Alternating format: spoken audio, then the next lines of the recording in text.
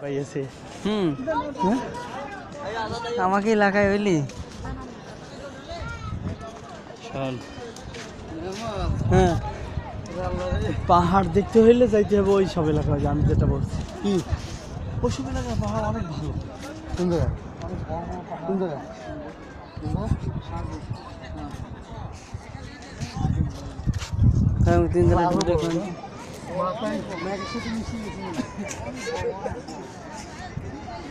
কোন দিকে তুলবে?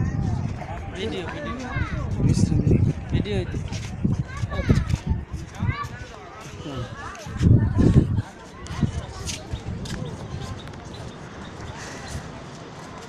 আসিফ ভাই